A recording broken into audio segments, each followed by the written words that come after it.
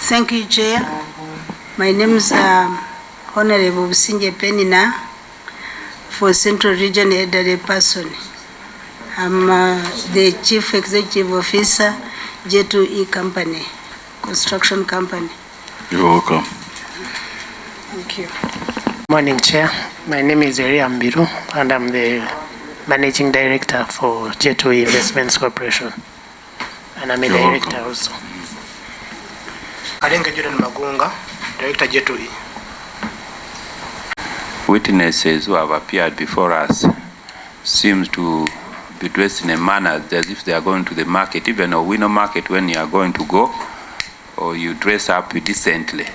This is the National Parliament of Uganda, where you sit as the Speaker and even MPs are being sent out.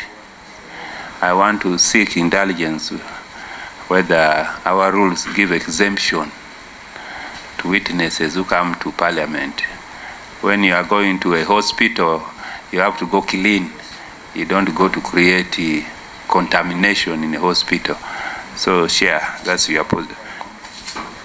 The dressing code, I think, let me just rule as a chair. I have, some of us have been doing business, and especially in the area of construction and the rest.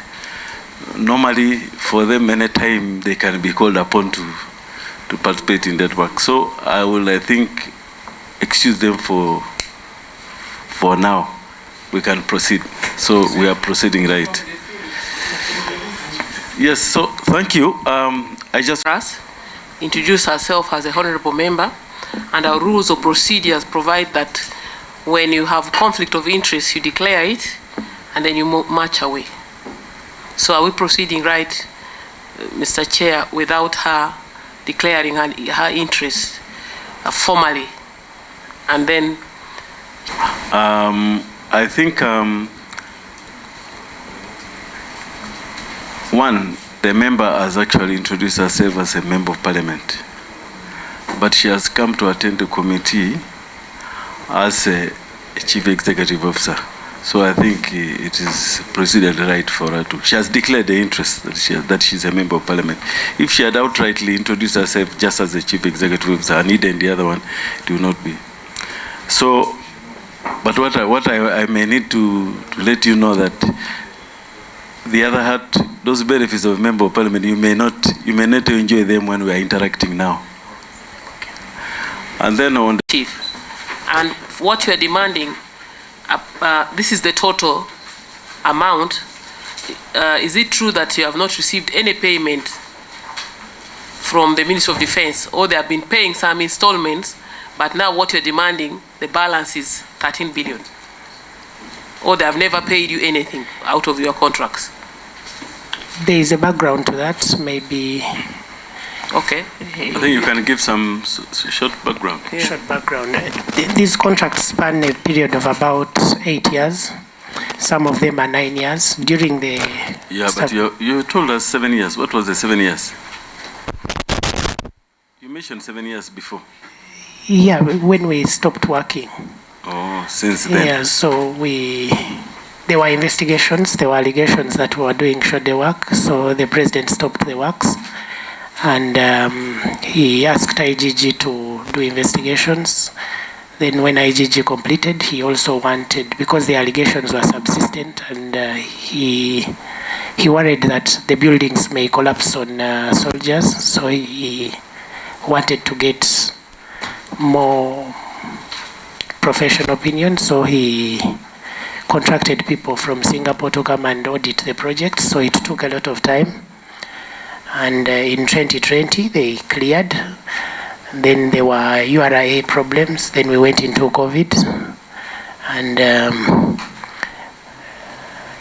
we haven't worked since then. And to answer the Honorable's question, certificates are issued for construction inputs. So sometimes we issue certificates after doing work. And once you do works, they verify. But they cannot verify these certificates before you go back to cumulatively do works. So you issue a certificate, and if the contracts are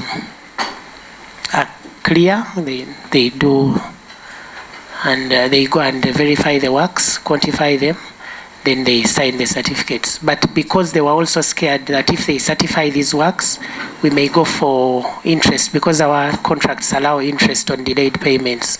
So they've been skeptical.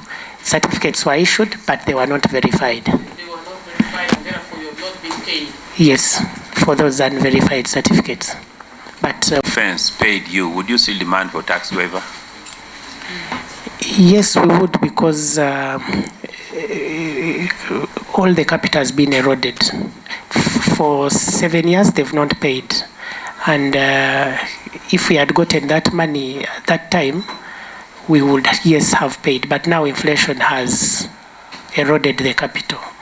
Yeah. So it's not possible that we can still pay, even if we are paid, because they also require us to go and complete the works. So we sat with the stakeholders, and we looked at, because we have a provision in the contracts that in the alternative that there were problems, we could ask for price adjustments on contracts. So Ministry of Defense saw that it would be probably exorbitant for us to alterate the contract prices to accommodate that problem. So we opted that we... Well, let me ask you another question. Had the Minister of Defense paid you, would this tax liability exist? If they had paid us that time, no, we would have paid it. We would have paid it at that time. So if they had paid you, there would be no tax liability? Because we would have paid. We would have sufficient money to pay. Yes, so chairman and members, you have heard, if Minister of Defense had paid, there would be no tax liability. So this is similar to all other companies that are demanding government domestic arrears that have not been paid. So all those companies, in other words, according to this answer, now have tax liabilities. So we may have to look at Minister of Defense to show that this pay money, pay the interest, which has led to tax liability.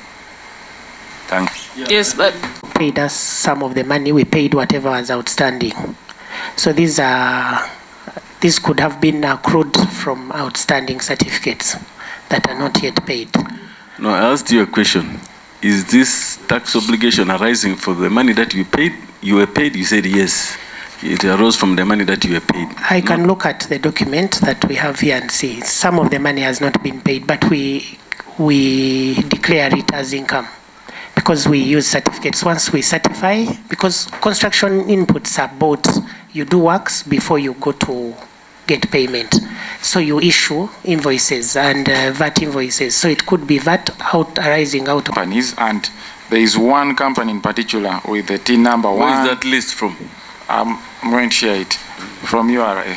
There is a company with tax TIN number 100314747, J2E Investments Corporation Limited. Unless that is a different company, but the information I have, I don't know. Is that a different company? that is J2E. That is your company. That is the one we are discussing here. So it's not registered as per the records that I have. We don't know. We were not informed if it was deregistered. But we have. There is normally a VAT registration certificate that You are VAT registered, you have confirmed on record. Yes. Have you been filing returns to even last month? Because VAT, you file monthly returns. Have you, when did was that you were cancelled? Effective date of cancellation was on the 1st September 2012. 2012. Did you read it? There is effective date of registration and effective date of cancellation. So you are not a value taxpayer. I don't think so. No, you read it. It is there.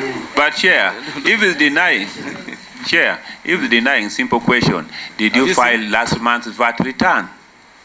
Have you seen? Yes, we have been filing returns to your Now, have you seen that? Have you seen the page for VAT, the line for VAT? That you are effectively This registered. was issued in 2013, so he could have brought something that... No, what it's saying is you are effectively deregistered from being a VAT taxpayer on the 1st September. Oh, Honorable, it's not possible because in 2020 J2 we paid 1.3 billion. We couldn't have paid it if... No.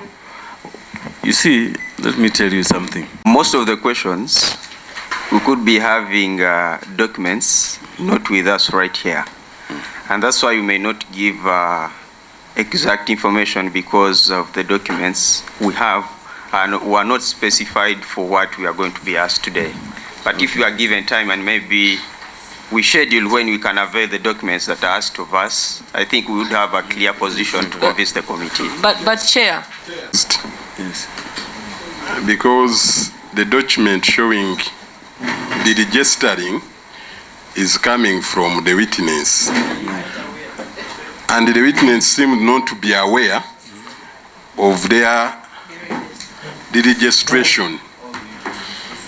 And they are insisting that they are still paying and they paid. So how would you carry a document which you don't understand, even reaching the level of submitting the same document to the committee?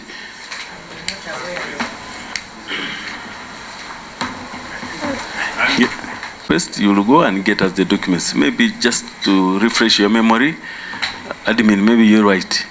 We need a certificate of beneficial ownership. 2, copies of the certified certificates from Ministry of Defense for the work you are executed that are related to the tax obligation.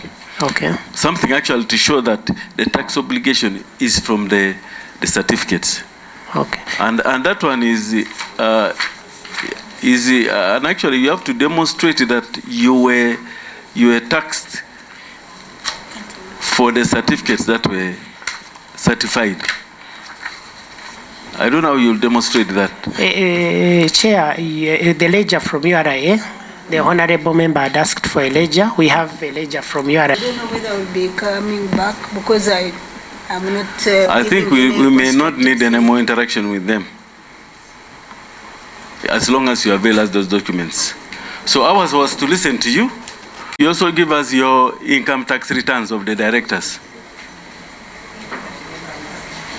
Yes, because the directors are also supposed to make their income tax returns. And your tax clearance certificates for those years.